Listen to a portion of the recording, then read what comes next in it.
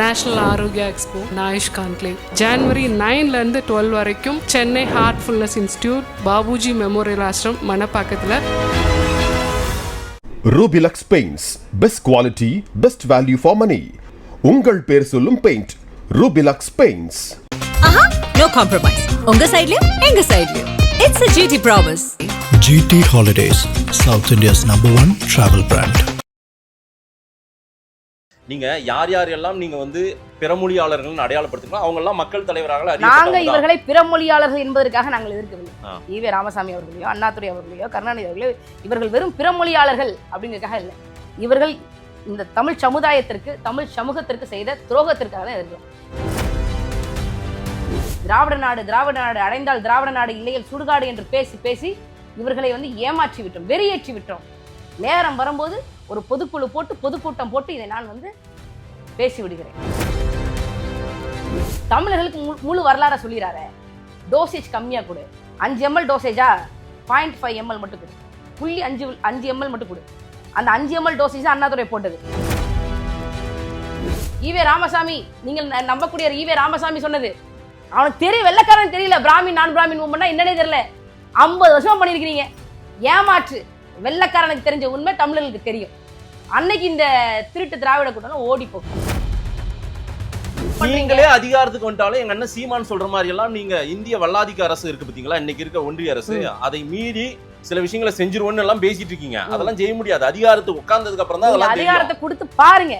நாங்க இந்திய வல்லாதிக்க அரசை வானவில் மாதிரி வளைக்கிறோமா இல்லையா?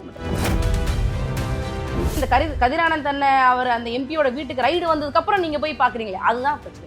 இப்ப KA நேரு அவர்கள் வந்து உள்ளாட்சித்துறை அமைச்சரா இருக்கிறாரு. அவர் மேல வந்து கேசஸ் வருது, ஊழல் குற்றச்சாட்டு வருது. அதுக்கப்புறம் நேரு, KA நேரோட மகன் அருண் போய் பார்க்கும்போது அங்க சிக்கலா இருக்கு. இது வந்து சாஷ்டாங்கமா காலில் விழுகிறதுக்கு பதில் நமஸ்காரம்.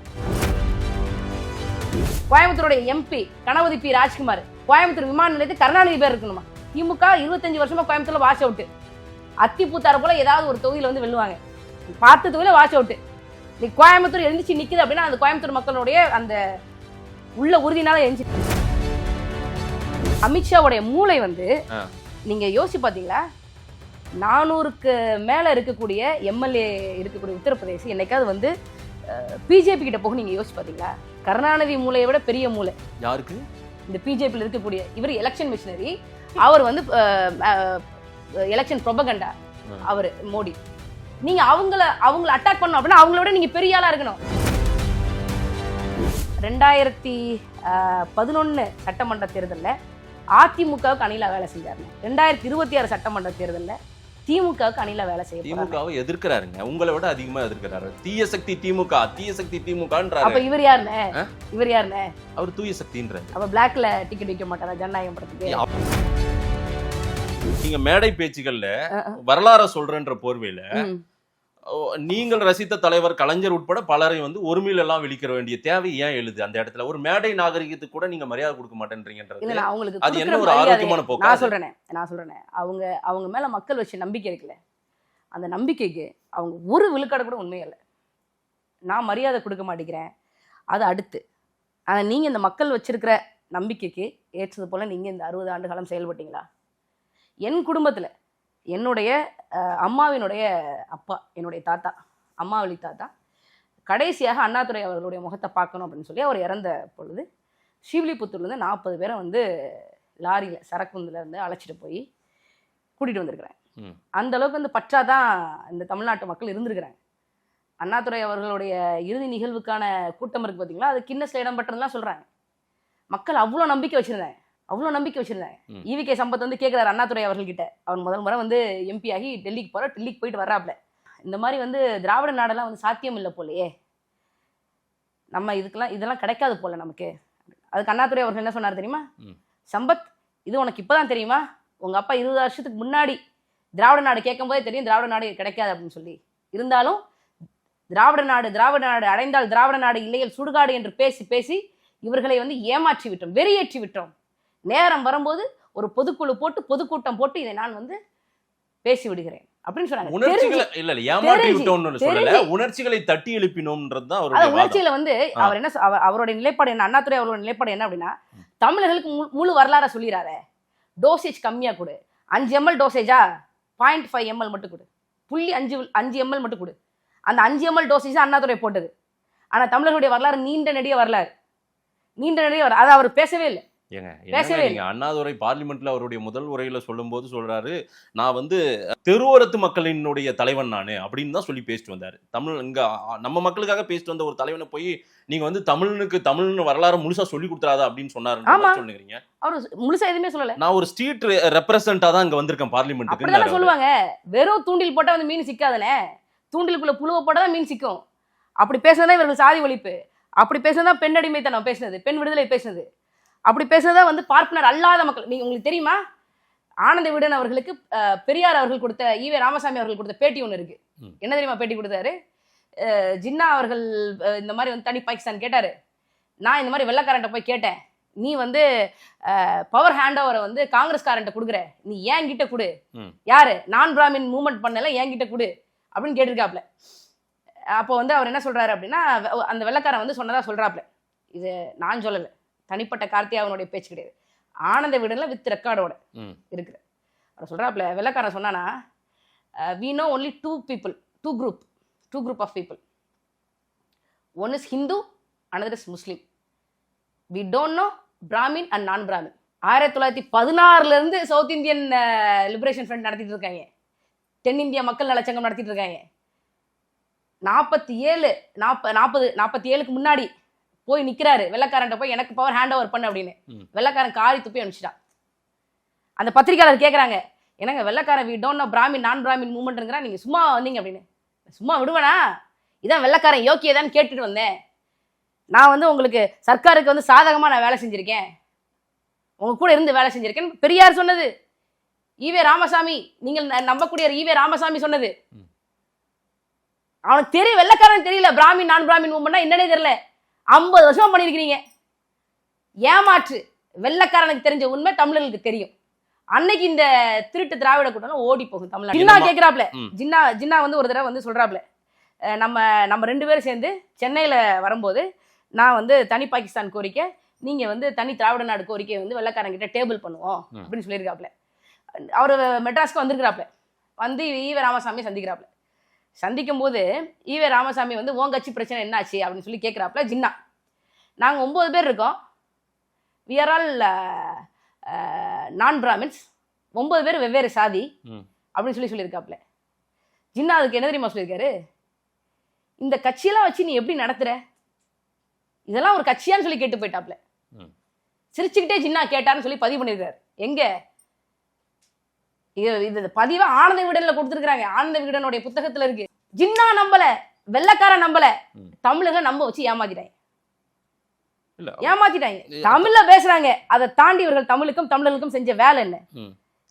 இல்ல ஏதோ ஒரு ஈர்ப்பு தமிழர்கள் மேல தமிழர்களுக்கு இருந்த ஈர்ப்பு தான், வேற ஒண்ணும் இல்ல. தமிழர்களின் ஈர்ப்பு திமுக மேலயும் அதிமுக மேலயும் போறதுக்கு என்ன காரணம்? திரும்ப அவங்களுக்கே வாக்கு செலுத்தினாங்கல்ல. நீங்க யார் எல்லாம் நீங்க வந்து பிறமொழியாளர்கள் அடையாளப்படுத்தினா அவங்க எல்லாம் மக்கள் தலைவராக நாங்க இவர்களை பிறமொழியாளர்கள் என்பதற்காக நாங்கள் எதிர்க்கவில்லை. ஈவே ராமசாமி அவர்களையோ அண்ணாதுரை அவர்களையோ கருணாநிதி அவர்களையோ இவர்கள் வெறும் பிறமொழியாளர்கள் அப்படிங்கிறதுக்காக இல்லை. இவர்கள் இந்த தமிழ் சமுதாயத்திற்கு, தமிழ் சமூகத்திற்கு செய்த துரோகத்திற்காக தான் எதிர்க்கிறோம். இதே வேலையை ஒரு தமிழர் செஞ்சாலும் இதை விட மோசமான முறையில் நாங்கள் எதிர்த்திருப்போம். இவங்க பிறமொழியாளர்கள் சொல்லி நீங்க சேஃப்கார்ட் பண்ணாதீங்க, அது ரொம்ப தவறு. இல்ல, தமிழர்களுக்காக உழைத்த தலைவர்களா இவங்க எல்லாம் அறியப்படுறவங்க. அவங்க உழைச்சதெல்லாம் அவங்க போஸ்ட்மார்ட்டம் பண்ணிட்டு இருக்கீங்க. அந்த போஸ்ட்மார்ட்டம் பண்ணும்போது நீங்க வந்து என்னைக்காவது ஒரு நாள் வந்து உண்மையை வந்து எல்லா காலத்திலயும் எல்லார்கிட்ட இருந்து மறைக்க முடியாது. என்னைக்காவது ஒரு நாள் உண்மை தமிழர்களுக்கு தெரிஞ்சுதான் ஆகணும். அந்த வேலையை தான் நாங்க செய்யறோம். இது போஸ்ட்மார்ட்டம் கிடையாது. இதுக்கு நீங்க என்னனாலும் பேர் வச்சுக்கோங்க, போஸ்ட்மார்ட்டம் கூட பேர் வச்சுக்கோங்க. ஆனா இந்த இந்த வரலாற்று உண்மையை நான் சொல்லணுமா இல்லையா? ஜின்னா பெரியாரை எப்படி பார்த்தாரு, வெள்ளக்காரன் ஈவே ராமசாமி நீ நான் பிராமின் மூவ்மெண்ட் கிட்ட அதிகாரத்தை பவர் ஹேண்ட் ஓவர் பண்ணு சொல்லும் போது, we know only 2 group of people, one is Muslim, another is Hindu, we don't know Brahmin நான் பிராமின் மூவ்மெண்ட் சொல்லிட்டான். என்ன சொல்லுவீங்க? என்னங்க நீங்க பண்ணீங்க? முதல்ல வந்து பிற்படுத்தப்பட்ட மக்களுக்கு, பிராமணர் அல்லாத மக்கள்னு சொல்றாங்கல்ல, பிற்படுத்தப்பட்ட மிகவும் பிற்படுத்தப்பட்ட மக்களுக்கு வந்து இடஒதுக்கீடு கொண்டு வந்தது யாரு? இவர்கள் கொண்டு வந்தாங்களா? இவர்கள் சொல்ற நீதி கட்சி கொண்டு வந்துச்சா? இல்லையே, தமிழரான டாக்டர் ப சுப்ராயன் அவர்கள் கொண்டு வந்தாங்க. அவர் கொண்டு வந்துதான் அந்த மூளை அது சிந்திச்சது. ஒட்டுமொத்தமாக மெட்ராஸ் பிரசிடென்சில இவங்க தொடர்ச்சியாக 1921 தேர்தலாக இருக்கட்டும், அதுக்கு அடுத்து வந்த தேர்தலாக இருக்கட்டும், தமிழ்நாட்டில் இவ்வளோ பேர் இருக்கிறோம், எப்போ பார்த்தாலும் சுப்ராயலு இந்த குரூப்பே வருதேடா, தமிழர் அல்லாதவர்கள் தான் முதலமைச்சராக இருக்காங்க, அமைச்சர் முதற்கொண்டு தமிழர் அல்லாதவர்கள் இருக்காங்க. அதை சொல்லி வெளியில் வந்து ஐக்கிய தேசிய கட்சின்னு ஒரு கட்சி ஆரம்பிக்கிறாரு. அந்த கட்சியின் மூலமாக 1926 போட்டிடுறாரு. 26 போட்டிட்டு பெரும்பான்மையான இடங்களை பிடிக்கிறாரு. கவர்னர் வந்து ஆளுநர் வந்து அப்போ வந்து வாங்க வந்து ஆட்சி அமைங்கன்னு சொல்லி அவர் 1926 ஆட்சி அமைச்சதன் காரணமாக இன்னைக்கு நாம எல்லாம் இப்படி இருக்கிறதுக்கான காரணமே முதல்ல இந்திய நிலப்பரப்பு முழுக்க மக்களால் தேர்வு செய்யப்பட்ட ஒரு அரசு இடஒதுக்கீட்டு முறையை கொண்டு வருது அப்படின்னா அது அவருடைய காலகட்டத்தில் தான். அண்ணா ஒரு ஐகான், பெரியார் ஒரு ஐகான், அவங்க ஐகானே கிடையாது, கலைஞர் ஒரு ஐகான். இவங்களெல்லாம் நீங்க விமர்சிக்கிறீங்க கடுமையா. இததான் திருமாவளவன் சொல்றாரு. சேம் பிஜேபி ஆர்எஸ்எஸ் பாருங்க இதே தான் பண்ணுகிறாங்க. நான் பா சுப்ரா இடஒதுக்கீடு கொண்டு வந்தாரு. சரி, இன்னைக்கு வந்து தமிழ்நாடு பப்ளிக் சர்வீஸ் கமிஷன் ஒண்ணு இருக்குல்ல, அதை முதல்ல நிறுவனது அவர் தான். சரி, லட்சக்கணக்கான ஏன் இன்னும் கோடிக்கணக்கான தமிழ்நாட்டு விவசாயிகளுடைய தலையெழுத்தை மாற்றிய மேட்டூர் அணை கொண்டு வந்து டாக்டர் பா சுப்ராயன் அவர்கள். இவங்களெல்லாம் ஏன் நீங்க சொல்லல? எங்கள் அண்ணன் சீமான் அவர்கள் இவர்கள்லாம் இருக்கிறாங்க, இவங்கெல்லாம் மறைக்கப்பட்ட மாமனிதர்கள் அப்படின்னு சொன்னதுக்கு அப்புறம் இவங்க மறைக்கப்பட்ட தலைவர்களை சொல்றன்ற பேர்ல இந்த ஐகான் எல்லாம் நீங்க விமர்சிக்கிறீங்கல்ல, வந்து நாங்க தான் கொண்டு வரோம். அததான் திருமாவளவன் என்ன சொல்றாரு, நீங்க வந்து பாருங்க இதெல்லாம் பாருங்க பிஜேபி ஆர்எஸ்எஸ் வார்த்தைகள், ஸ்டேட்மெண்ட், அவங்க பண்ற அரசியலினுடைய வார்த்தைகள், அதையே சேம் இவங்க நாம் தமிழர் பேசிட்டு உட்கார்ந்து இருக்காங்க. பிஜேபியோட ஏ டீம் தாங்க திமுக. இது அண்ணன் திருமாவளவனுக்கு தெரியாதா? அவர் மேடைக்காக ஏகப்பட்டது பேசுவாரு, ஆனா அவருடைய மனசாட்சிக்கு தெரியும். 1999 பிஜேபிய வந்து ஒரு முழு முதல் 5 ஆண்டு கால அரசாட்சியை வந்து இந்த இந்தியா முழுக்க செலுத்தியது யார் கூட்டணியோட? நாம் தமிழர் கட்சி கூட்டணியோட செஞ்சுச்சா? இல்ல, அன்னைக்கு ஒரு குறைந்தபட்ச செயல் திட்டம் எல்லாம் என்னென்ன குறைந்தபட்ச செயல் திட்டம்? 1992 பாபர் மசூதி இடிக்குது ஆர்எஸ்எஸ் சங் பரிவார கும்பல். 90 விபி சிங் வந்து பிற்படுத்தப்பட்ட மக்களுக்கு 27 விழுக்காடு மண்டல் கமிஷன் இடஒதுக்கீடு வந்து கொடுக்கணும்னு சொல்றாரு. அதை எதிர்த்து அத்வானி இந்தியா முழுக்க வந்து ரத யாத்திரை போறாரு. கலவரங்கள் ஏற்பட்டது. அத்வானி என்னுடைய எம்பிக்கள் வந்து விபி சிங்க்கு கொடுக்கக்கூடிய அரசாங்கத்திற்கு கொடுக்கக்கூடிய ஆதரவு வந்து நான் விலக்கி கொடுறேன்னு சொல்லி சைன் போட்டு வந்து போறாரு. அந்த பிஜேபியோட நீங்க வந்து கூட்டணி வைப்பீங்களா? கூட்டணி வச்சு சிறுபான்மையின் பாதுகாவலன் வேற ஏமாத்து நாடகம் போடுவீங்களா? கூட்டணி வச்சதுக்கு அப்புறம் பாபர் மசூதி இடிப்பு நடந்ததா இல்ல கூட்டணி வைக்கிறதுக்கு முன்னாடி நடந்ததா? கூட்டணி வைக்கிறதுக்கு முன்னாடி தான் நடந்தது. 90 வந்து 1999க்கு அப்புறம் நடந்ததா இல்ல அதுக்கு முன்னாடி வந்துச்சு? இல்லங்க, அன்னைக்கு தான் நாம பிற்படுத்தப்பட்ட அவங்களுடைய கடிவாளம் இவங்க கையில இருந்தது. சரிங்களா? அவங்க ஆபரேட்டிங் சிஸ்டமா இவங்க வர்க் பண்ணாங்க ஒட்டுமொத்தமா. சரிங்களா? காவிரி உரிமை மீட்டு கொடுத்துட்டீங்களா? 1924 காவிரியில ஓடிய ஒட்டுமொத்த நீர்பரப்பு வந்து 740 டிஎம்சி. இன்னைக்கு தமிழ்நாட்டுல காவிரியோட உரிமை வெறும் 177.25 டிஎம்சி தான். கார்த்திகா, நீங்களே அதிகாரத்துக்கு வந்தாலும் கொடுக்க முடியல, முல்லை பெரியார் உரிமை மீட்டு கொடுக்க முடியல, வேற என்னங்க நீங்களே அதிகாரத்துக்கு வந்தாலும் எங்க அண்ணன் சீமான் சொல்ற மாதிரி எல்லாம் நீங்க இந்திய வல்லாதிக்க அரசு இருக்கு பாத்தீங்களா, இன்னைக்கு இருக்க ஒன்றிய அரசு, அதை மீறி சில விஷயங்களை செஞ்சிருவோன்னு எல்லாம் பேசிட்டு இருக்கீங்க. அதெல்லாம் செய்ய முடியாது. அதிகாரத்துக்கு உட்கார்ந்ததுக்கு அப்புறம் தான் அதெல்லாம் அதிகாரத்தை கொடுத்து பாருங்க. நாங்க இந்திய வல்லாதிக்க அரசை வானவில் மாதிரி வளைக்கிறோமா இல்லையான்னு மட்டும் பாருங்க. இல்ல, நீங்க சொல்றதெல்லாம் செய்யணும்னு நினைச்சா எங்க அண்ணன் சீமான் சொல்றாருல்ல, தனித்துவமா நாங்க இதெல்லாம் பண்ணிடுவோம், நீ வா என்னைய வந்து பாரு. வந்து கேரளா அரசு பண்ணுது, ஏன் அது தமிழ்நாடு அரசு பண்ண முடியாது? இல்ல ஜிஎஸ்டி போன்ற இந்த நிதி பகிர்வு எல்லாம் இருக்குல்ல, அதெல்லாம் வந்து நான் நிறுத்திடுவேன். வரிகொடை இயக்கம் வந்து காங்கிரஸ் கட்சி நடத்துச்சா இல்லையா? ரைட்டுங்க, நடத்துச்சுல. இன்னைக்கு ஒரு சிஸ்டமேட்டிக்கா இருக்கு. அதெல்லாம் எல்லா ஸ்டேட்டும் பண்ணும்போது சீமான் அதிகாரத்துக்கு வந்துட்டா நாங்க இதெல்லாம் வந்து பண்ண முடியாது, நீ வா என்னைய வந்து பாரு வந்து அப்படின்னு ஒரு பிரதமர் வந்து எங்க அண்ணன் சீமான பாப்பாரு அப்படின்ற மாதிரி வாதம் எல்லாம் நம்ம பேசுறதுக்கு நல்லா இருக்கும். இதெல்லாம் விவாதத்துக்கு. அம்மையார் ஜெயலலிதா அவர்கள் இருக்கும்போது அவருடைய போயஸ் கார்டனுக்கு அத்வானி அவர்கள் வந்திருக்கிறாங்க. மோடி அவர்கள் அம்மையார் ஜெயலலிதா அவர்களை பாக்குறாங்க. எதுக்காக பார்த்தாங்க? மக்கள் நலன் தான் காரணம். என் மக்கள் நலன் நான் உறுதியாக இருக்கும் வரை, என் கரங்கள்ல கரைகள் படாத வரை, மோடி என்ன யாரா இருந்தாலும், ஹிலாரி கிளின்டன் நினைக்கிறேன் யாரை வந்து பார்த்தாங்க? அம்மையார் ஜெயலலிதாவை பார்த்தாங்கல்ல. மக்கள் நலன்னு ஒண்ணு இருக்கணும்னே. மக்கள் நலன், மக்கள் மேல நான் நம்பிக்கை வச்சிருக்கணும், மக்கள் என் மேல நம்பிக்கை வச்சிருக்கணும். நம்பிக்கை வச்சு உண்மையின் நேர்மையாக மக்களுக்காக உழைக்கும் போது யாரா இருந்தாலும் வரத்தானே செய்யணும். நீங்க ஃபுல்லா கரப்ஷனு. இந்த போன வாரம் KN நேருடைய மகன் அருண் போய் வந்து நிர்மலா சீதாராமன் அவர்களை பார்த்துருக்காங்க. எதுக்காக? அவர் தொகுதிக்காக ஏதோ கோரிக்கை வச்சு போய் பார்த்து நிதியமைச்சரை பாக்குறாங்களா? தொகுதிக்காக என்ன கோரிக்கை? தொகுதிக்காக இந்த திருச்சியில என்ன கோரிக்கை வந்து நீங்க நிறைவேற்றிருக்கீங்க? தூத்துக்குடியில சரிங்க, ஒரு எம்பி ஒரு அமைச்சரை, மத்திய அமைச்சரை போய் பார்க்கறது பார்க்கவே கூடாதா என்ன? பார்க்கவே கூடாதுன்னு இல்ல, பார்க்கவே கூடாதுன்னு இல்ல. நீங்க எப்படி இந்த கதிரானந்தன் அவர் அந்த எம்பியோட வீட்டுக்கு ரைடு வந்ததுக்கு அப்புறம் நீங்க போய் பாக்குறீங்களே, அதுதான் பிரச்சனையா இருக்கு. இப்ப KA நேரு அவர்கள் வந்து உள்ளாட்சித்துறை அமைச்சரா இருக்கிறாரு, அவர் மேல வந்து கேசஸ் வருது, ஊழல் குற்றச்சாட்டு வருது. அதுக்கப்புறம் நேரு KA நேரோட மகன் அருண் போய் பார்க்கும்போது அங்க சிக்கலா இருக்கு. இது வந்து சாஷ்டாங்கமா காலில் விழுகிறதுக்கு பதில் நமஸ்காரம் அப்படின்னு போற மாதிரி இருக்கு. இவங்க தான் பிஜேபியும் திமுகவும் ஒண்ணுக்குள்ள ஒண்ணு கண்ணுக்குள்ள கண்ணுங்க. ஒன்றிய அரசு அப்படின்னு மு க ஸ்டாலின் அவர்கள் ஆரம்ப காலகட்டத்தில் பேசும்போது சே உண்மையில எதிர்க்கிறார் போல அப்படின்னு. அப்பதான் தெரிஞ்சது இது ஒன்றிய அரசு போல, அந்த ஒன்றிய அரசு ஒன்றி போறாங்க போல. இப்ப வெள்ள கூட பிடிச்சிட்டாரையே, கொட கருப்பு கலர் தானங்க இருக்கும். அவங்க தாங்க தொட்டுப்பார் சீண்டிப்பாருன்ற சவாலை எல்லாம் விட்டவங்களே அவங்க தான். அவன் தொட்டுட்டா செந்தில் தொட்டாச்சு, உங்களால என்ன பண்ண முடிஞ்சது? இல்ல இன்னைக்கு இந்தியாவிலேயே பிஜேபியை எதிர்க்கக்கூடிய ஒரு பெரிய கட்சின்னா திமுக பின்னாடி தானே எல்லாரும் அரணா நிக்கிறாங்க. இன்னைக்கு GRS அவர்களுடைய இம்பீச்மெண்ட் வரைக்கும் கொண்டு போறாங்கன்னா மற்ற இந்தியா கூட்டணி தலைவர்கள் அத்தனை பேருமே கையெழுத்து போடுறாங்க. அதுக்கு எல்லாத்துக்கும் திமுக சொல்லுது, திமுக சொல்றது உண்மையா தான் இருக்குன்னு கையெழுத்து போடுறாங்க. அமித்ஷா அவர்கள் பேசுறாங்க, என்ன பேசுறாங்க? GR சுவாமிநாதன் அவர்கள் கொடுத்த தீர்ப்புக்கு வந்து மரியாதை இல்லையா? இதை நீங்க எப்படி டெஃபெண்ட் பண்ணுவீங்க? திமுக எப்படி டெஃபெண்ட் பண்ணிருக்கணும்? நீங்க GR சுவாமிநாதன் அவர்களுடைய தீர்ப்புக்கு மதிப்பு கொடுக்குறீங்கன்னா, அமித்ஷா அவர்களே, நான் இருந்தேனா, சீமானுடைய தங்கை கார்த்திகா நான் லோக்சபால இருந்தேனா, GR சுவாமிநாதனுடைய தீர்ப்புக்கு வந்து இவ்வளவு மதிப்பு கொடுக்குற நீங்க ஜஸ்டிஸ் லோயா பத்தி பேச முடியுமா? சொராப்தீன் ஃபேக் என்கவுண்டர் கேஸ்ல உங்களை வந்து நேர்ல வந்து நீதிமன்றத்துல இருந்து மும்பை நீதிமன்றத்துல நேரடியாக வந்து ஆஜர் ஆகணும் அப்படின்னு சொல்லி உங்களுக்கு கட்டளை பிறப்பித்த ஜஸ்டிஸ் லோயா அவர் எப்படி செத்தாரு? டிசம்பர் 15 நீங்க வந்து நீதிமன்றத்தில் ஆஜராகணும்னு சொன்னாரு. டிசம்பர் 1 மர்மமான முறையில் கொலை செய்யப்பட்டது எப்படி? சுவாமிநாதனுக்கு பொங்குறீங்களே உள்துறை அமைச்சர் அமித்ஷா அவர்களே, ஜஸ்டிஸ் லோயா பத்தி பேச மாட்டீங்களா? திமுக இதெல்லாம் பேசி இருக்கணும்ன்றீங்க. நீங்க டெஃபெண்ட் பண்ணுங்க, டெஃபெண்ட் பண்ணுல. இல்ல அது அங்க பார்லிமென்ட்ட முடக்கி இருக்காங்கல்ல, அந்த அளவுக்கு முடக்கி இருக்காங்க, வாதம் பண்றாங்க. வெளிநடப்பு வேற முடக்கம் வேற. வெளிநடப்பு வேற. நீங்க வெளிநடப்பு தான் செய்றீங்க. இது பேசுறதுன்னு வச்சுக்கோங்களேன். நீங்க ஜஸ்டிஸ் சுவாமிநாதன் பத்தி அவர் பேசுறாரு, நீங்க ஜஸ்டிஸ் லோயா பத்தி பேசிருக்கணும். அமித்ஷாக்கு அடுத்த பாயிண்ட் இருக்காது. இதுதான் டிபேட், இதுதான் பார்லிமெண்டரி டிபேட். அது இல்லாம நீங்க அமித்ஷாவுக்கே வந்து வாய்ப்பு கொடுத்துட்டே இருக்கிறீங்க.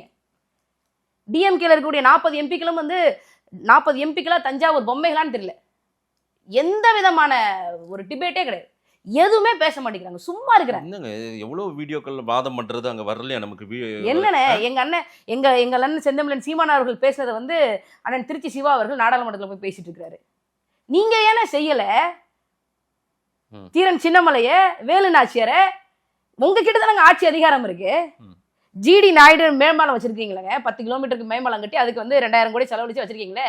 தீரன் சின்னமலை பேர் நீங்க ஏன் வைக்கல? கோயம்புத்தூரா உருவாறதுக்கு காரணம் சிறுவாணி தண்ணியை கொண்டு வந்தவர் ரத்ன சபாபதி முதலியார், CS ரத்ன சபாபதி முதலியார். அவர் பேரை வச்சிருக்கலாமே. கோயம்புத்தூருடைய MP கணபதி P ராஜ்குமார், கோயம்புத்தூர் விமான நிலையத்துக்கு கருணாநிதி பேர் இருக்கணுமா? திமுக 25 வருஷமா கோயம்புத்தூர்ல வாஷ் அவுட். அத்தி பூத்தாறு போல ஏதாவது ஒரு தொகுதியில வந்து வெல்லுவாங்க, 10 தொகுதியில வாஷ் அவுட். நீ கோயம்புத்தூர் எழுந்துச்சு நிக்குது அப்படின்னா அந்த கோயம்புத்தூர் மக்களுடைய அந்த உள்ள உறுதினால எழுந்துச்சு நிக்குது. அப்ப அந்த அந்த அந்த மண்ணுக்கு பேர் வாங்கிய, அந்த மண்ணுக்காக போராடிய உறவுகள் மேல நீங்க வச்சிருக்கணும், பேர் வச்சிருக்கணும். கருணாநிதி பேர் எதுக்கு வைக்கிறீங்க? இதான் ஒரு எம்பியோட வேலையா? எங்க GST பத்தி ஏதாவது பேசிருப்பாரு? ஒன்னும் பேசுறது இல்ல, தெரியாது. அமித்ஷாவை எப்படி வந்து அட்டாக் பண்ணணும் தெரியாது, டெஃபெண்ட் பண்ணவும் தெரியாது ஒரு டிபேட்ல. யாருக்கு? திமுக எம்பிகளுக்கு. நீங்க அவங்க பெரிய எங்களுக்கு த்ரெட்டா இருக்காங்கன்னு பிஜேபியினுடைய அங்க லோக்சபால பேசிக்கிறாங்க. நீங்க சொல்றீங்க இல்ல பிஜேபியினர் உண்மையிலேயே எங்களுக்கு இந்த 39 பேர் பெரிய தலைவலியா இருக்காங்கப்பா தமிழ்நாட்டுல வர்றவங்க. என்ன எந்த பிஜேபி எம்பியோட ஸ்டேட்மென்ட் இது? எந்த பிஜேபி எம்பி? இல்ல அவங்க பெரிய த்ரெட்டா நினைக்கிறாங்க. அமித்ஷா ரொம்ப ஃபீல் பண்றதா பல ஆய்வாளர்கள் சொல்றாங்க. அமித்ஷாவோட மூளைகளா இவங்க பீனட்ஸ்னே. அமித்ஷாவோட மூளைகளா டிஎம்கே எம்பிஸ் பீனட்ஸ். என்ன திடீர்னு அமித்ஷாவை புகழ் பாடுறீங்க? இங்க தான் சந்தேகம் வருது. இல்ல அமித்ஷாவோட மூளை வந்து நீங்க யோசிச்சு பாத்தீங்களா? 400க்கு மேல இருக்கக்கூடிய எம்எல்ஏ இருக்கக்கூடிய உத்தரப்பிரதேச என்னைக்காவது வந்து பிஜேபி கிட்ட போக நீங்க யோசிச்சு பாத்தீங்களா? கருணாநிதி மூளையை விட பெரிய மூளை யாருக்கு? இந்த பிஜேபியில் இருக்கக்கூடிய இவர் எலெக்ஷன் மிஷினரி, அவர் வந்து எலெக்ஷன் ப்ரொபகண்டா அவர் மோடி. நீங்க அவங்கள அட்டாக் பண்ணணும் அப்படின்னா அவங்களோட நீங்க பெரிய ஆளா இருக்கணும். நீங்க சொல்லுங்க. இப்ப நான் திமுக மூலையை விட உங்களுக்கு தான் பெரிய இதுவா என்ன? அமித்ஷாவை நீங்க இப்படி அட்டாக் பண்ணிருக்க கூடாதுன்னு நினைக்கிறீங்களா? சுவாமிநாதன் அவர்கள் பேச்சு எடுக்கணும், நீங்க ஜஸ்டிஸோட நீதிமன்ற உத்தரவு வந்து பாதுகாக்கணும் அப்படின்னா நீங்க ஜஸ்டிஸ் லோயாவோட உத்தரவை காப்பாத்திருக்கலாம்னு சொல்ல முடியணும்ல.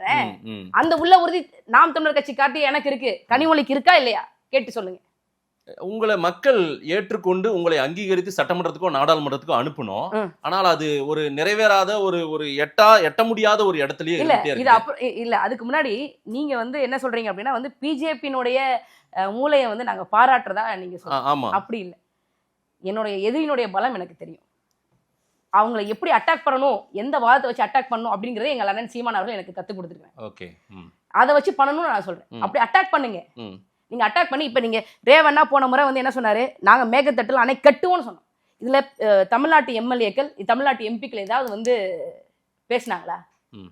எதுவுமே பேசல. இப்ப நீர்வளத்துறை அமைச்சர் அண்ணன் துரைமுருகன் இருக்காருல்ல, பழம்பெரும் அரசியல்வாதி. அவர் அங்க போயிட்டு வந்துட்டு என்ன சொன்னாரு, ஒருபோதும் மேகதாட்டு அணையை வந்து கட்ட விட மாட்டோம், நம்ம வந்து அதை நம்மள மீறி ஒண்ணு நடந்துராது அப்படின்னு தானே சொன்னாரு. என்ன சொன்னாப்ல, மேகதாட்டு அணைக்கான ஆய்வு அறிக்கை சமர்ப்பிக்க எந்த விதமான தடையும் இல்லை அப்படின்னா என்ன அர்த்தம்?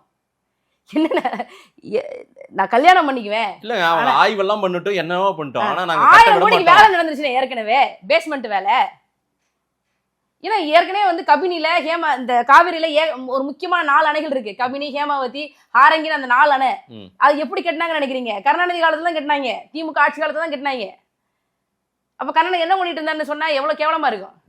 இல்ல, நீங்க ஒட்டுமொத்த தவறுகளையும் கொண்டு போய் நம்ம தமிழ்நாடு வந்து மேட்டூர் அணையை கட்டணும், கர்நாடக அரசு மைசூர் சமஸ்தானா KRS டேம கட்டணும், KRS அணையை கட்டணும். இதுதான் ஒப்பந்தம். அதுக்கடுத்து 4 அணை எப்படி போச்சு? 1924 ஒப்பந்தம் போட்டாங்க. 50 வருஷம் இந்த ஒப்பந்தம் செல்லும்னு. 1974 அந்த ஒப்பந்தத்தை புதுப்பிக்கணும். தமிழ்நாட்டினுடைய உயிர்நாடியா இருக்கக்கூடிய காவிரி ஒப்பந்தத்தை புதுப்பிக்காமல் நீங்க சொல்ற கருணாநிதி என்ன செஞ்சுக்கிட்டு இருந்தார்? அத்தனை பேரோட தலைவிதினுங்க அது. இன்னைக்கு கபினில, ஹாரங்கில, ஹேமாவதில எல்லா இடத்துலயும் அணை கட்டிட்டாங்க. அணை கட்டிருக்கிறாங்க. 50 வருஷம் வரல, தண்ணி வரல. பெங்களூருக்கு தண்ணி கேட்கிறான், பெங்களூருக்கு தண்ணி வேணும்னு கேட்கிறான். டெஃபன் பண்றதுக்கு ஆள் இல்ல. இப்ப உங்க கருணாநிதி இறந்துட்டாரு, மெரினால சமாதி வேணும். உடனே நீதிமன்றத்துல போய் தட்டி கருணாநிதியோட சமாதி இங்க வேணும்னு சொல்லி போராட தெரியுதுல. லட்சக்கணக்கான விவசாயிகள் போராடிட்டு இருக்கிறாங்க காவேரியில தண்ணி வேணும்னு சொல்லி. குறைஞ்சிருச்சுங்க. 740 TMC எங்க இருக்கு, 177.25 TMC எங்க இருக்கு. எல்லாம் வந்து கழிவுகளா வருது, நுரையா வருது. வலிக்க மாட்டேங்குதுங்க உங்களுக்கு. நேத்து செய்தித்தாள்ல 4000 கோடிக்கு மேல வந்து இந்திய அரசு இலங்கைக்கு கொடுத்திருக்கு. அடுத்த செய்தி, 12 ராமேஸ்வரம் மீனவர்களை வந்து இலங்கை இராணுவத்தினர் சிறைபிடிப்பு அப்படின்னு வருது. நானே நாம கொடுக்குற நிதியில நாம கட்டுற வந்து வரிப்பணத்தில் நடந்துகிட்டு இருக்கு. என்னுடைய மீனவர்கள் வந்து சிறைபிடிப்பியான்னு கேட்கறதுக்கு துப்பு இல்ல.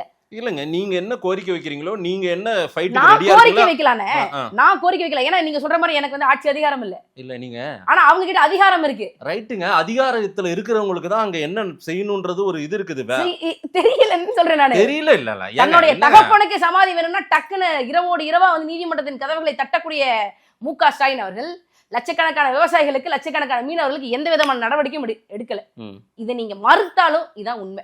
இல்லங்க, நீங்க அதிகாரத்துல இல்ல, அதனால நீங்க என்னனாலும் பேசிட்டு போலாம். அவங்க அதிகாரத்துல இருக்கிறவங்க நாங்க செய்வோம். எங்க கிட்ட அதிகாரம் இருந்தா நாங்க செய்வோம். எங்க மக்கள் வந்து போராட விட மாட்டோம். ஆனா மக்கள் உங்களை அங்கீகரிக்காமலே தள்ளி போட்டுட்டே இருக்காங்களே, அது ஒரு எட்டா கனியா இருக்கு உங்களுக்கு, சட்டமன்றமோ நாடாளுமன்றமோ. என்ன, நான் ஒண்ணுமே இல்லைண்ணே. எங்கள் சீமான் அவர்கள் 2009 வந்து ஈழ இனப்படுகொலையில எங்க அண்ணன் கிட்ட கண்ணீர் மட்டும்தான் இருந்தது, கேள்விகள் மட்டும்தான் இருந்தது, கதறல் மட்டும்தான் இருந்தது. என்கிட்ட ஒண்ணுமே இல்லை. இப்பயும் சொல்றேனே, எங்ககிட்ட வந்து பெரிய ஊடக வாய்ப்போ, பெரிய பொருளாதாரமோ, எனக்கு பின்னாடி வந்து என் சாதிக்காரன் இருக்கிறானோ, எனக்கு பின்னாடி வந்து என்னுடைய மத குருமார்கள் இருக்காங்களோ, எதுவுமே இல்லை. ஒண்ணுமே இல்லாம வந்திருக்கோம், வெறுங்கையோட வந்திருக்கோம். நாங்க தேர்தலில் 1.1 எடுத்தது, அதுக்கடுத்து நாடாளுமன்ற தேர்தலில் 3.86 விழுக்காடு எடுத்தது, அடுத்து 7 விழுக்காடு எடுத்தது. இந்த நாடாளுமன்ற தேர்தலில் 8 விழுக்காடு வாங்கி இந்திய தேர்தல் ஆணையத்தினால அங்கீகரிக்கப்பட்ட அரசியல் கட்சி ஆனது. அது வரைக்கும் நாங்க வந்து ஒரு லீனியர் க்ரோத். நீங்க வரலாறு முழுக்க எடுத்து பார்த்தீங்கன்னு வச்சுக்கோங்களேன். நெப்போலியன் கார்சிகா என்ற தீவுல இருந்து வந்தான். அவங்ககிட்ட என்ன இருந்தது? கையில ஒண்ணுமே இல்லை. ஆனா அவன் கார்சிகா தீவுல இருந்து வரும்போது ஒரு தனி மனிதனா வந்தான், ஒரு இளம் மாணவனா வந்தான். அவன் பிரான்ஸ் நாட்டினுடைய சர்வாதிகாரியா வருவான், சர்வாதிகார மன்னனா வருவான்னு காலம் அப்ப நினைச்சிருக்காரு. ஆனா அவன் செஞ்சு காமிச்சான். கோபி பாலைவனத்தில் இருக்கக்கூடிய ஒரு சின்னஞ்சிறு குழுவினுடைய தலைவராக இருந்தவர் தான் வந்து செங்கிஸ்கான் தெற்காசியத்தையே ஆட்டி படைப்பாரு அப்படின்னு சொல்லி காலம் அன்னைக்கு தீர்மானிக்கல. ஆனா அவனை அதுக்கு தள்ளியது. இப்போ வந்து நீங்க வியட்நாம்ல ஹோசிமின் எடுத்து பார்த்தீங்கன்னு வச்சுக்கோங்களேன், அமெரிக்காவை எதிர்த்து போராடும் போது அவர் கரங்கள்ல இருந்தது உறுதி மட்டும்தான், வலுதான், கொள்கை உறுதி, மன உறுதி மட்டும்தான். ஆனா இன்னைக்கு அந்த நாட்டை வந்து தமிழ்நாட்டை விட சிறந்த ஒரு நாடாக முன்னேற்றி காட்டியிருக்காரு. 1947 67 எடுத்தால் கூட வியட்நாமுக்கும் தமிழ்நாட்டுக்கும் மிகப்பெரிய வித்தியாசம் இருக்குது. இன்றைக்கி நம்மளை மீறி படிப்புலையாக இருக்கட்டும், கல்வியாக இருக்கட்டும், வேலை வாய்ப்புலையாக இருக்கட்டும், வியட்நாம் ஹோசிமின் வியட்நாம்லேருந்து எலக்ட்ரிக் கார் தயாரிக்கிற கம்பெனி தூத்துக்குடியில் வந்து மேனுஃபேக்சரிங் பிளான்ட் போட்டுச்சு. நீங்கள் 50 வருஷம் திராவிட மாடல் சொல்கிறீங்கல்ல, நம்ம ஆட்கள் எங்கே போய் இந்த மாதிரியான வேலைகள் செஞ்சுருக்கிறாங்க? எங்கே தனிநபர் முதலாளிகளை எங்கே படைச்சிருக்கிறாங்க? ஒன்றும் இல்லை. வரலாறு முழுக்க ஒன்றுமில்லாதவன் தான் உலகத்தை ஆட்டி வச்சிருக்காங்க. ஆனா இன்னைக்கு காலம் அப்படி நோக்கி கொண்டு போதா? நாங்க இன்னைக்கு அப்படி கிடையாது. இன்னைக்கு பெரிய கூட்டம். நீங்க வந்து ஒரு புரட்சியை கொண்டு வரணும்னு பாக்குறீங்க, ஒரு கொள்கையை கொண்டு போய் சேர்க்கணும்னு நினைக்கிறீங்க. இந்த நேரத்துல திரு விஜய் அவர்களுடைய மோகத்தினால ஒரு பெரிய கூட்டம் அந்த பக்கம் போதே, உங்களை விட பெரிய கூட்டமா கூடுறாங்களே அவங்கலாம். அந்த கூட்டத்தை பார்த்தா இதே மாதிரி 2019 வந்து கமலஹாசன் அவர்களுக்கு கோயம்புத்தூர் கொடிஷியால கூட்டம் கூடிச்சு. அப்போ வந்து அதே மாதிரி தான் இருந்தது, கூட்டம் அதிகமா இருந்தது, மீடியா கிளாமர் அதிகமா இருந்தது. ஆனா நீ கமலஹாசன் எங்க இருக்கிறார், நாங்க எங்க இருக்கோம்? நீங்க அப்படி மதிப்பிட முடியுமா? நீங்க அப்படி மதிப்பிட கூடாதுண்ணே, ரொம்ப தவறுண்ணே. கமலஹாசனுக்காவது கொஞ்சமாவது அரசியல் தெரியும், விஜய்க்கு அது கூட தெரியாது. அப்படி இல்ல நீங்க சொல்லாதீங்க. விஜய் கிட்ட நிறைய ஹோம்வொர்க் பண்ணிட்டு இருக்காங்க உட்காந்துட்டு. என்னண்ணே தமிழ்நாட்டை பற்றியான அத்தனை ஹோம்வொர்க் பண்ணிட்டு இருக்காரு. அவர் வந்து எப்ப என்ன எது பேசணும்? ஏன்னா நீங்க என்ன இப்படி சொல்றீங்க? அவருடைய கொள்கை தலைவர் அம்பேத்கர், கொள்கை தலைவர் வேலுநாச்சியார், கொள்கை தலைவர் அஞ்சலை அம்மாள். 2 நாளுக்கு முன்னாடி என்ன நடந்தது? தூத்துக்குடி மாவட்ட செயலாளர் பொறுப்பு கொடுக்கலன்னு சொல்லி பெண் வந்து காரை மறிச்சு வந்து போராட்டம் பண்ணுது. அந்த பெண்ணு நேத்து என்ன சம்பவம் நடந்தது? தூக்க மாத்திரையை போட்டு தற்கொலை பண்ணிக்கிறதுக்கு பாக்குறாங்க. ஹோம்வொர்க்கான இதான் கட்சி நடத்துவீங்களா? இப்படிதான் கட்சி நடத்துவீங்களா? எங்க கட்சின்னு ஒரு கட்டமைப்புல இந்த மாதிரி அங்க ஒன்று இங்க ஒன்று நடக்கிற ஒண்ணுதான். சரிங்களா? ஒரு பெண்ணோட உயிர் போச்சுன்னா அப்புறம் எப்படிங்க? ஏற்கனவே 41 உயிரை பறிச்சிருக்கீங்க, இதெல்லாம் ஹோம்வொர்க்கா? நீங்க அவர் ஹோம்வொர்க் மட்டும் தான் பண்றாரு, ஃபீல்டு ஒர்க்கே பண்ண மாட்டேங்கிறாரு. அதான் பிரச்சனை. இங்க நீங்க சரியா சொன்னீங்க, அவர் ஹோம்வொர்க் மட்டும் தான் பண்றாரு, ஃபீல்ட் ஒர்க்கே பண்ணல. ஃபீல்ட் ஒர்க்குக்கு அவர் வந்தாருன்னா நிறைய விஷயங்கள் அங்க வந்து பாருங்க பிரச்சனையா மாறுதுல. அவர் வந்தாவே கூட்டமா கூடுது இல்ல, அதுல நிறைய சிக்கலை ஃபேஸ் பண்றாருல. உங்களை மாதிரி சாதாரணமா ஒரு ஆள் நடந்து போக முடியலையே. நீங்க நடந்து வாங்க, முதல்ல கீழே வாங்க. போராடக்கூடிய மக்களுடைய வேர்வை உங்க சட்டையில படட்டும். எங்க மூச்சு காத்து உங்க சட்டையில பட்டிருக்காது வரைக்கும். ஒட்டுமொத்த அந்த இளைஞர்கள் கூட்டம் காலு பட்டிருக்கானே, காலு கூட வேணானே. உங்க ஷூ வந்து தமிழ்நாடு தரையில பட்டிருக்கா, மண்ணுல பட்டிருக்கா? ஏங்க அவர் இன்னும் அவருடைய முகத்தை காட்டாத போது இவ்வளவு கூட்டம் அவருக்காக நிக்குதுங்க, தவம் கிடக்குறாங்க. காலையில அவர் வர்றது 12 மணின்னா 5 மணிக்கு வந்து நிக்கிறாங்க விடிய கால. அண்ணே இப்ப நீங்க எந்த ஒரு நடிகை எடுத்தாலும் சரி, ஒரு சினிமா நடிகை விஜய் டிவில வந்து ஒரு கலக்க போகுது யாருன்னு ஒரு நிகழ்ச்சி நடக்கும், அதுல வர்றவங்க இன்னைக்கு வர்றாங்கன்னு சொன்னா கூட கூட்டம் கூடுங்க. அது கூட்டம் கூடும். சரி இல்ல, இன்னைக்கு அரசியல் தலைவரா அவர் வரும்போது இந்த கூட்டம், அவர் அரசியல் தலைவரானவரு 41 பேர் இறக்கும் போது ஓட போனார்னே. இல்ல அவர் அந்த இடத்துல வேண்டான்னு சொல்லியிருக்காங்க அரசு தரப்புல இருந்து, சொன்னதுனாலதான் அவர் உங்களுக்கு வேணும்னு தெரிஞ்சிருக்கு. அப்ப உங்களுக்கு என்ன தோணி இருக்கு? உங்க மனசாட்சி என்ன சொல்லுது? 41 பேர் இறந்துட்டாங்க. அவரை நடிகர் விஜயை தவிர்த்து எல்லா அரசியல் கட்சி தலைவரும் களத்துல இருந்தாங்க. சரி ஏன் இல்ல விஜய் அந்த இடத்துல வர வேண்டாம், இந்த இஷ்யூவே நம்மை சுற்றி நடந்த ஒரு இஷ்யூ, நமக்காக பயந்து ஓடிட்டாரு. இல்ல கொஞ்சம் அவரை ஆசுவாசப்படுத்துறாங்க, நீங்க கொஞ்சம் அமைதியா இருங்க, நீங்க வந்து மீண்டும் அந்த களத்துக்கு வந்தீங்கன்னா வேற மாதிரி ஆயிடும் அப்படின்னு சொன்னதை கேட்டுக்கிட்டு நான் இருந்தேன். யார் சொல்லிருப்பாங்க? அரசு தரப்புல அவருக்கு போட்ட உத்தரவுன்றாங்க. இப்பவாது எங்க பேச்சு கேளுங்கன்னு சொன்னதாக தகவல். சரிங்களா? அதுக்கப்புறம் 1 மாசம் கழிச்சாவது வந்திருக்கலாம்ல. திரும்ப இவங்களையே வந்து பனையூருக்கு கூப்பிட்டு வச்சு ஆறுதல் சொல்றீங்க? இல்லங்க, நீங்க கூப்பிட்டு வச்சு ஆறுதல் சொல்றதெல்லாம் வந்து நடைமுறை சிக்கல் இருக்கா இல்லையா? திரு விஜய் அவரே அவருக்கு வந்து அவர் பெரிய பிம்பம் நினைச்சிட்டு இருக்காரு. ஆமா, விஜய் பெரிய பிம்பமா தாங்க இருக்காரு. விஜய் போனா ஒரு நீதிபதி சொன்னாரா இல்லையா? என்ன சொன்னாரு? விஜய் எங்க கூடனாலும் பேசினாலே அவர் மாநாடு மாதிரி தானுங்க அப்படின்னு ஒரு நீதிபதி. அத வந்து நீங்க வந்து தனியா ஒரு களத்துல போடுங்க, அதுக்குன்னு ஒரு இடத்துல போடுங்க, மக்கள் புழங்கக்கூடிய வந்து சாலைகள்ல போடாதீங்கன்னு சொன்னார். எச்சரிக்கை செய்து உங்களை அவர் ஒரு போட்டியாவே கருதல பாருங்க. அதாவது களத்துல இல்லாதவங்க களத்துக்கு சம்பந்தம் இல்ல.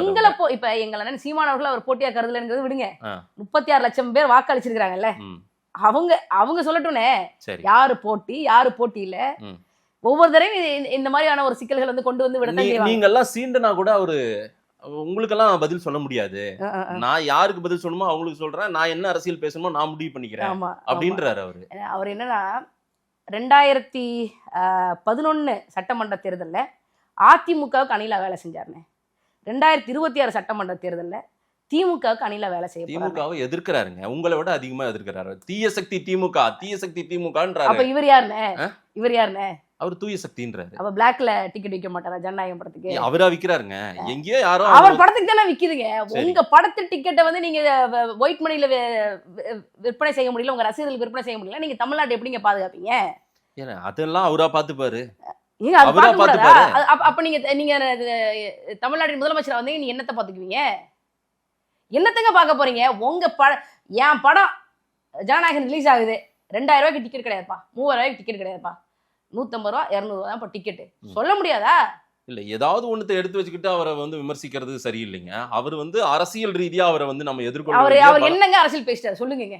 இப்ப நாங்க வந்து மரத்துக்கு மாநாடு போடுறோம், மீனவர்களுக்கு வந்து கடலமா மாநாடு போடுறோம், தண்ணீர் மாநாடு போடுறோம். இப்ப இந்த தேவை இருக்கு. காவேரி உரிமையை மீட்கணும், முல்லை பெரியாற்று சிக்கலை தீர்க்கணும், மீனவர்கள் பிரச்சனை கச்சத்தீவை மீட்கணும், இந்த மாதிரி பேசணும்லண்ணே. அவரும் போறாரு, பேசுறாருல, வாசிக்கிறார்லண்ணே. நியூஸ் ரீடர், அவரு லீடர் கிடையாது, ரீடர், நியூஸ் ரீடர். 10 நிமிஷம் இப்ப கரூரை பத்தி உங்களுக்கு ஏதாவது தெரியணும்னு வச்சுக்கோங்களேன், ஈரோட பத்தி தெரியும்னா மஞ்சள் மாநகரம், மஞ்சள் நீலவே அப்படின்னு பாடிட்டு போயிடுவாரு. இதுதான் இல்ல அந்த ஊரோட பெருமையை போய் சொல்றதுன்றது ஒரு அது அவங்களுக்கு தெரியாத, ஊருக்காரங்களுக்கு தெரியாதானே? ரைட்டு. சரி, மஞ்சள் நகரம் ஈரோட்டுக்காரங்களுக்கு தெரியாதா? திருநெல்வேலியில அல்வா ஃபேமஸ் திருநெல்வேலிக்காரங்களுக்கு தெரியாதா? மதுரைனா மீனாட்சி கோயிலுங்கிறது மதுரைக்காரங்களுக்கு தெரியாதா? நீ என்ன பேச, நீ என்ன திட்டம் கொண்டு வந்திருக்க? அதுதான் கொண்டு வர தரமான கல்வி, தரமான மருத்துவம், தூய குடிநீர் அனைவருக்கும் இலவசம். இதுதான் இலவசம், வேற எதுவும் இலவசமா கொடுக்க மாட்டேன். 100 நாள் வேலை திட்டத்தை வந்து சரியான முறையில கொடுப்பேன். இதுதான் திட்டம். என்னுடைய நான் முதலமைச்சர் ஆயிட்டா என்னுடைய பையன் மட்டும் இல்லை, அரசு ஊதியத்துல யார் யார் மக்கள் வரி பணத்துல இருந்து யார் யார் சம்பளம் வாங்குறாங்களோ அவங்க எல்லாருமே பக்கத்துல இருக்கக்கூடிய அரசு பள்ளியில தன்னுடைய பிள்ளைகளை படிக்க வைக்கணும். இதான் திட்டம். இப்படி பேசணும்ல, மனசுல இருந்து பேசணும்ல. இப்ப நம்ம எவ்வளவு நேரம் பேசியிருப்போம், எந்த விதமான டேட்டாவும் என்கிட்ட இல்லை, சரி, எந்த விதமான A4 ஷீட்டும் என்கிட்ட இல்லை. இதே மாதிரி ஆதன் தமிழ்ல விஜய் கூட வந்து ஒரு டிபேட் கொண்டு வாங்க. இல்ல விஜய்க்குள்ளேயும் ஏதோ ஒண்ணு இருக்குல்ல, நான் ஒத்துக்கிறேன். அவர் எங்க டிபேட்ல உட்காரட்டும், விஜய்க்கு ஏதோ ஒண்ணு செய்யணும் தானே வராரு. விஜயும் ஏதோ ஒண்ணு செய்யணும் தானே இந்த மக்களுக்கு வராரு. என் மக்கள் அல்லோலப்படுறாங்க, என் மக்களுக்கு அத்தியாவசியமே இன்னும் கிடைக்காம இருக்குது, அதை நான் செய்யறதுக்கு வரேன்னு வந்திருக்காரு. அந்த பிட்டு பேப்பரை மடிச்சு சட்ட பாக்கெட்ல வச்சிட்டு பேசணும்னே. ஒவ்வொருத்தருக்கும் ஒரு பாணிங்க, ஒவ்வொருத்தருக்கும் ஒரு பாணி. இல்ல படிச்சு பார்த்து பேசுறதானே. சரி, அது தவறு. அதிகாரத்துக்கு உட்காண்டா என்ன பிரச்சனைன்னு உள்வாங்கிட்டு தானே செய்ய தானே போறாங்க. அது என்ன 26ஓட அவரோட சோழி முடிஞ்சிச்சுனே. 26ல மீண்டும் வந்து இந்த அரசாங்கத்தை திரும்ப வந்து இந்த ஆட்சி அதிகாரத்தை திமுக கிட்ட கொண்டு போகணுக்காக இவர் இறக்கி விடப்பட்டிருக்காரு. யார் இறக்கி விட்டது? யார் இறக்கி விட தெரியும்ல, போக தெரியல. இப்ப கமலஹாசன் எப்படி 2019 வந்தாரு, திரும்ப வந்து டார்ச் லைட் வச்சு டிவியை உடைச்சாரா? எங்க போய் சேரணுமோ அங்க போய் சேர்ந்துட்டார்லனே. இதுக்கு நான் சொல்றேன், ராஜ்யசபா எம்பி ஆறதுக்கு நாமினேஷன்ல எம்பி ஆயிருக்கலாம். திமுக எம்எல்ஏக்கள் ஓட்டை வேஸ்ட் பண்ணிட்டாங்க. நாமினேஷன் எம்பி ஆயிருக்கானோ இல்லையா? கலை அறிவியல் துறையில முன்னேறிய நல்லா இந்தியாவுக்கு பேர் வாங்கி கொடுத்தவர்களே நாமினேஷன் எம்பியா ராஜ்யசபா கொண்டு வருவாங்க. அந்த வேலை நீங்க செஞ்சிருக்கலாமே, எதுக்கு இந்த வேலை? விஜய் திமுகவை எதிர்க்கிறதே நடிக்கிறதுன்றீங்களா? ஆமாண்ணே. அப்புறம் வேற என்னன்னா அவரு 2021ல கருப்பு சிவப்பு சைக்கிள்ல போனது யாரு? சரி, அதுக்கு முன்னாடி வந்து கருணாநிதிக்கு செலவு வைப்பேன்னு சொன்னது யாரு? இன்னைக்கு அவரும் பாதிக்கப்பட்டிருக்கிறதா அவர் பாதிக்கப்பட்டிருக்கிறாரு. திமுக அரசாங்கத்தால பாதிக்கப்பட்டதா என்ன பாதிக்கப்பட்டிருக்காரு? அவருக்கு பல பிரச்சனை இருக்குங்க, அதை சொல்லுவாருங்க வர நாட்கள்ல. அவர் படம் ஓடல, இந்த படம் ஓடணுங்கிறதுக்காக இந்த வேலையில செஞ்சுட்டு இருக்காரு. இல்ல படம் எல்லாம் இயல்பாவே ஓடுங்க. விஜய்க்கு ஏதோ அரசியல் தொடங்கி சுறா படம் மாதிரி ஓடுங்க. எது சுறா படம் மாதிரி ஓடும். இது அரசியல் படம் தெரியல, ஜனநாயகன். அது ஏற்கனவே தெலுங்கு டப்பிங்க, தெலுங்கு ரீமேக் வருதான் எங்க அண்ணன் சொன்னாப்ல. அவருமே நீங்க சாதாரணமா தான் ஹேண்டில் பண்ணணும்னு நினைக்கிறீங்களோ? ஏன்னா அவர் பெருசா ஹேண்டில் பண்ற அளவுக்கு அவர்கிட்ட என்னென்ன இருக்கு? இந்த லட்ச கூட்டங்கள் பெண்கள் எல்லாம் பாருங்க உயிரை விடுறாங்க விஜய்க்காக. அதைத்தானே அந்த பிள்ளை வந்து தூக்க மாத்திரை போட்டு சாக போச்சானே, பாவம்லனே. இல்ல அங்க பேசுறத பாத்தீங்களா?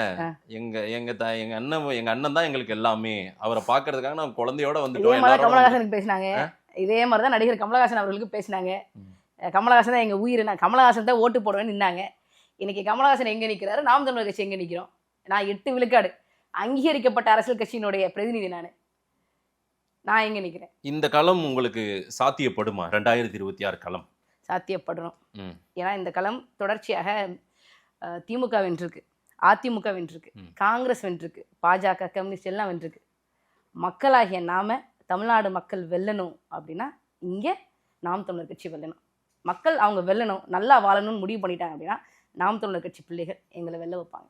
நாம் தமிழர் கட்சி வெல்ல போகுது, சீமான் வெற்றி பெற போகிறார் இந்த முறை அப்படின்ற ஒரு ஸ்டேட்மெண்ட் உலாவி வர்றதை விட அதிகமா விஜய் இங்க எமர்ஜ் ஆயிட்டு இருக்காரு, விஜய் வளர்ந்துட்டு இருக்காரு, விஜய் கட்சியில இவ்வளவு வாக்குகள் வரப்போகுது அப்படின்ற ஸ்டேட்மெண்ட் தான் அதிகமா இப்ப போயிட்டு இதே பிம்பத்தை தான் 2019 ஊடகம் நீங்க கட்டுனீங்க. ஊடகத்துல இருக்கக்கூடிய முக்கிய பிரமுகர்கள்லாம் இதை தான் சொல்லிக்கிட்டே இருந்தீங்க. டிடிவி தினகரன் ரொம்ப நல்லா பண்றாப்ல, கமலஹாசன் நல்லா பண்றாப்ல, எங்களெல்லாம் வந்து அப்ப வந்து களத்திலே சேர்த்துக்க மாட்டீங்க, ஆட்டத்திலே சேர்க்க மாட்டீங்க. இருந்தாலும் நாங்க மக்களுக்கு உண்மையா இருந்தோம், போராட்ட களங்கள்ல நின்னோம், மக்களுக்காக தொடர்ச்சியா போராட்டம் பண்ணோம். இப்ப கூட வந்து பாத்தீங்கல்ல, தமிழ்நாட்டுக்கு தமிழ்நாடுன்னு நாங்க தான் பேர் வச்சோம். ஆனா தமிழ்நாட்டுல ஓடுற அரசு போக்குவரத்து கழகங்கள் பேருந்துகள் இருக்குல்ல, அதுக்கு தமிழ்நாடுன்னு பேர் வச்சது நாம் தமிழர் கட்சி பிள்ளைங்க தான். இப்ப வரைக்கும் போராட்டம் தான் போயிட்டு இருக்கு. நீங்க நிறைய கெட்டலாம், மாயபிம்பங்கள் கெட்டலாம், ஆனா உண்மைன்னு ஒண்ணு இருக்கு, அதுக்கு நாங்க போராடுவோம். மக்கள் என்ன முடிவு கொடுக்குறாங்கன்னு பார்க்கலாம். நிறைய ஒரு இது இந்த நீங்க சொல்ற இந்த திராவிடம் இவங்க வந்து இவங்க வந்து உங்களுக்கு வாக்கு செலுத்தல, மக்கள் வந்து திராவிடத்தை தான் வந்து வாக்கு செலுத்துறாங்க, இவங்கெல்லாம் பெரிய ஐகான்ஸ், அவங்க பண்ணதெல்லாம் சரிதான். ஏன்னா அவங்க வந்து 700 ஆண்டு கால விஜயநகர அரசினுடைய ஆட்சியை தமிழ்நாட்டில் நிலைநிறுத்தணும் அப்படின்னு சொல்லி வேலை செஞ்சாங்க. ஆனா நாங்க 50,000 ஆண்டுகளுக்கு மூத்த தமிழ் மொழியின் ஆட்சியை தமிழ்நாட்டில் நிறுவுவதற்கு நாங்கள் போராடிட்டு இருக்கோம். உறுதியாக இந்த களம் 2026 களம் எங்களுக்கு சாதகமாக இருக்கும், மக்களுக்கு சாதகமாக இருக்கும் நாங்கள் நம்புறோம். தமிழர்கள் உங்களை அங்கீகரிக்கிறார்களா அப்படின்னு பார்க்கலாம். தமிழர்களுக்காக குரல் கொடுக்குற ஒரே கட்சி நாம் தமிழர் கட்சின்னு நீங்க சொல்றீங்க. நிறைய விஷயங்கள் நான் வந்து எல்லாமே அப்படியே ஸ்டார்டிங்ல இருந்து தொடக்கத்துல இருந்து நிறைய கலந்த ஒரு கலவையா தான் நான் அந்த பேட்டியை கொண்டு போயிருக்கேன். அடிக்கடி பேசுவோம். தேர்தல் காலத்துல கீழ்வேலூர் தொகுதியை பற்றியெல்லாம் நிறைய பேசணும். நான் நிறைய டேட்டா எடுத்து வச்சிருந்தேன். அதெல்லாம் நான் ஒரு நாள் களத்துக்கே வரேன், நீங்க களத்துல இருக்கீங்க. நேரில் வந்து நேரம் கொடுத்து பேசுங்க. நன்றி கார்த்திகா. மிக்க மகிழ்ச்சி.